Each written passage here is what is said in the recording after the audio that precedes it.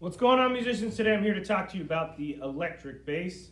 This is the electric bass. The way it makes sound is you're going to pluck these strings, and these strings are magnetic. So if I don't have this amp on,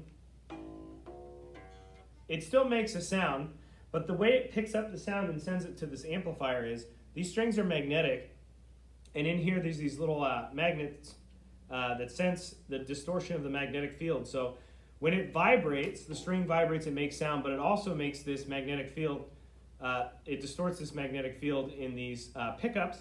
And what that does is it picks them up, it sends the signal out through a cable, and it sends it to the speaker, which then it causes the speaker to vibrate, which actually sends out the sound. So we have our acoustic sound of the string vibrating, and then if we turn the amplifier on, it amplifies it by picking up the distortions from it and sends it out.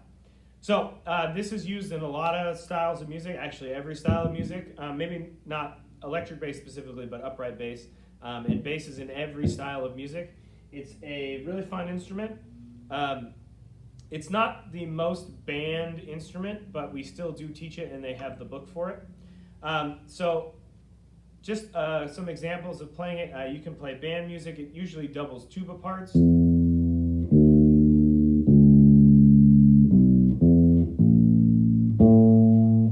Play a lot in what's called half position right here, but eventually for more advanced players you'll be in what we call fifth position. It all has to do with, or first position is this one, where your pointer finger is, this is first position because it's on the first fret, and this is fifth position because it's on the fifth fret. There's other cool things you can do with this, like harmonics, where if you hover over the string in different divisions, like this is the halfway point, it makes that.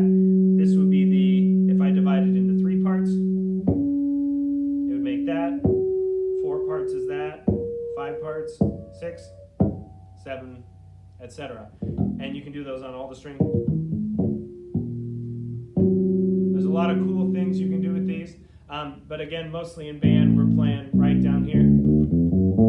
And what you're going to use is you're going to use the first finger, second finger, third finger, and fourth finger, and those are going to cover these little metal markers are called frets. So when I pluck this open string, it's that length and it makes that sound, but when I press it down, it's going to stop it on the fret, and so the string is shorter, so it's going to make a higher pitch. And so the more frets I go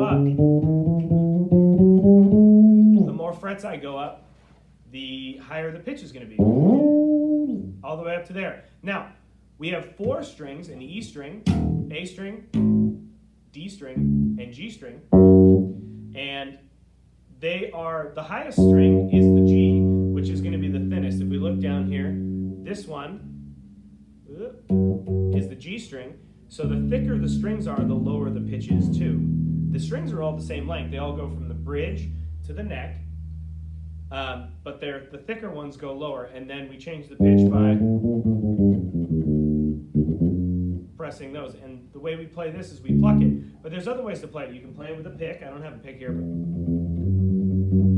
like that, or you can slap it. Okay, it's a fun instrument. We do this in jazz band, so if you're interested in playing in jazz band, talk to me about electric bass. But those are our basics of electric bass and what it sounds like. We can play all the same songs,